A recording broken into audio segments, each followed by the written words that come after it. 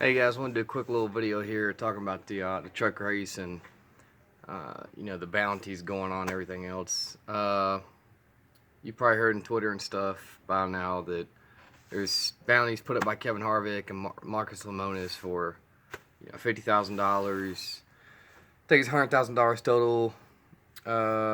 Basically Chase Elliott's going to run Atlanta trying to beat Kyle Busch and everything else, and so guys like Eric Steep on YouTube and some other dudes. Uh, they're kind of happy about this and all excited about it. So, in case they're not aware and other people aren't aware, that's just my opinion on it. NASCAR dropped the amount of cup. Okay, if you're a cup driver, they pretty much said you can only run 5 races on the truck series. So they put a cap at 5. The reason why they did that is because, contrary to what a lot of these other guys are saying, I think the ratings were going down because of it. I don't think it's healthy for the truck series. I don't think it's healthy for really any series. I think it's more okay for the Xfinity series because I feel like that is the next step, right? So I don't really have as much of a problem as an Xfinity series. I still think there needs to be kind of a cap on things. Maybe not 5, maybe more like 15, since there's more Xfinity races and truck series per year. But and I think that's kind of the ratios they kind of worked at, because there's not many truck races, so 5 seems like a decent amount that they can run in without stinking up the whole field a lot of times. So I get it, right? Your driver from Cup comes down to a truck, so you want to watch it. So I understand. Maybe that's how you feel. If one of my drivers from Front Row Motorsports, John Hunter Nemechek or Michael McDowell, decided they want to race in truck race, I wouldn't care. Yeah, would I watch it? Would it be cool? Yeah, sure. But I mean, you beat a bunch of truck guys. Okay, what's the big deal? Like, what I'm saying? You are expected to beat them. That's the whole purpose of it. You're expected to run better than those guys because you are a Cup person. You've made it to that level. That's the expectation. You're supposed to come down there and win. You're supposed to go that super late model race and win. You're supposed to go that modified race and win. Like, that's why you're there. If you don't win, it's a disappointment or a failure.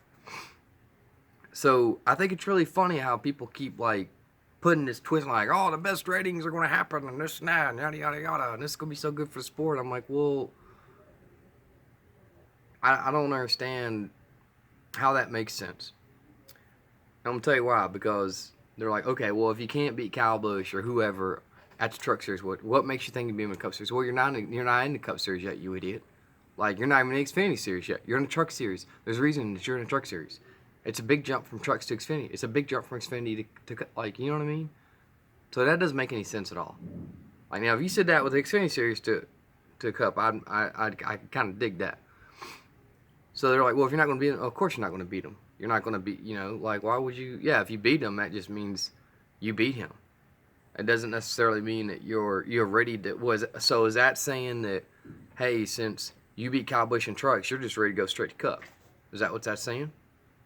Sounds like it. Anyways, the other issue I have is this. So they're like, well, that's going to help those drivers get better. It's going to make them, get, because they can learn all this stuff behind Kyle Busch or whoever it is. They can learn behind his Cup driver and this and that. And they like to also say, well, it's going to help the quality of racing once they get to the Cup level because you're still going to have really, really high levels of Cup. Well, yeah, kind of, sort of, but not really, because let's just say from this point on, you never have a single Cup driver in Xfinity and the Truck Series. Let's say from right now, right?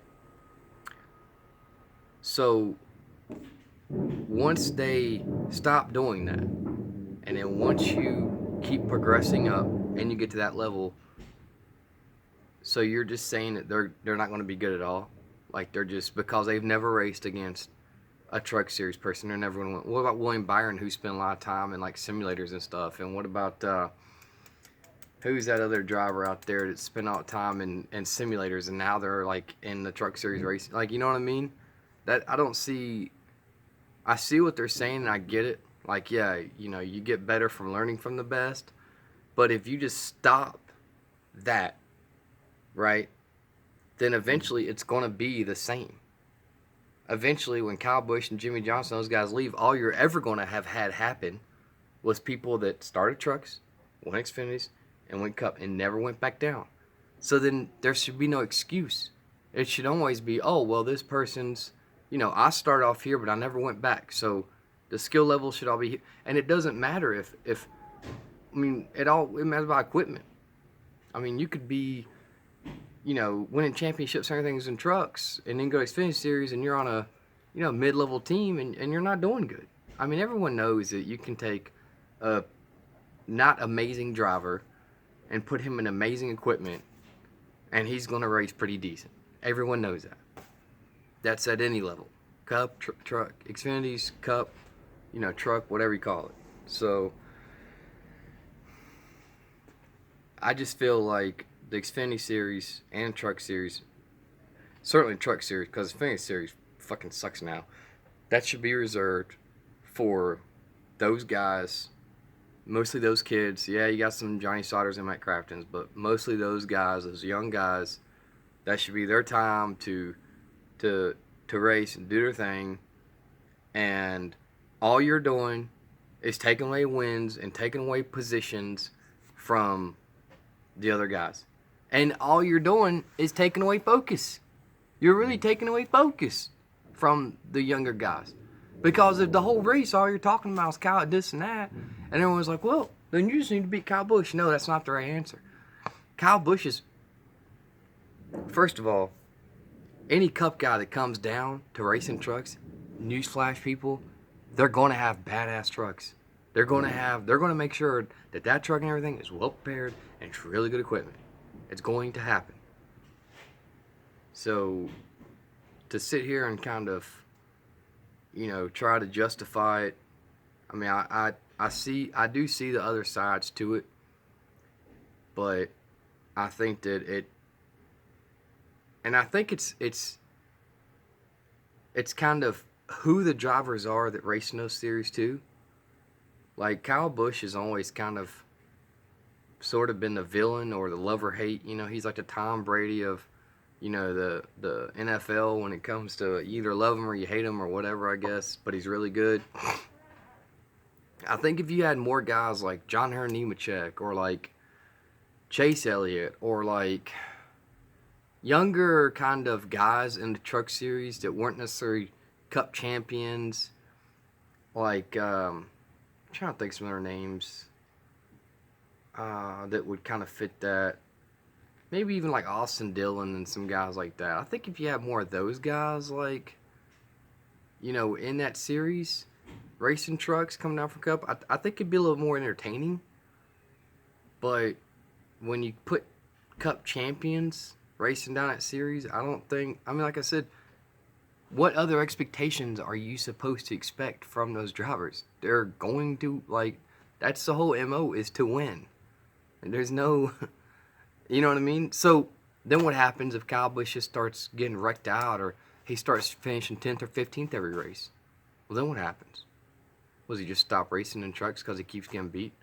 I mean, what if you know, Austin Creed, you know, I think, yeah, Austin Creed, I don't, a number 2 card, it was, yeah, I think it's Austin Creed.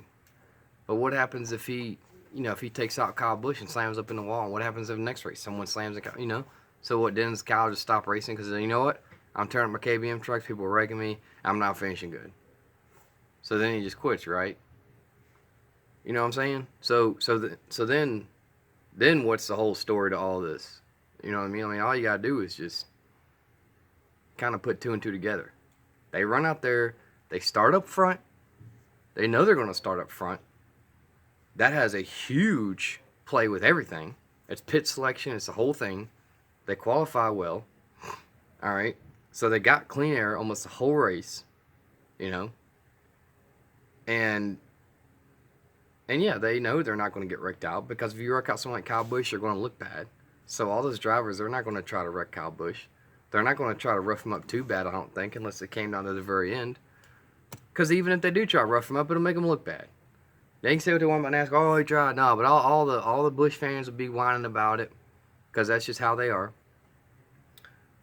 And then, you know, it would be one of these deals, well, you roughed up Kyle Busch, your former champion. You're just a truck series driver. What gives you that right? Where's your respect at, young man? You know, that's how it's going to go. I mean, I don't really care. But I think that people need to look at all the layers of the onion. And if things were different when Kyle Busch was out there, you know, but they're not. He usually only starts up front. He usually never has a whole lot of people giving him a hard time for the most part. He's raced very respectfully, you know, qualifies up front, gets good pit position, track selection, or, you know, good track position. So, anyways, that's my 2 cents on that. There's no editing in this video. It's just me talking. Let me get your thoughts. You can like the channel, subscribe, whatever.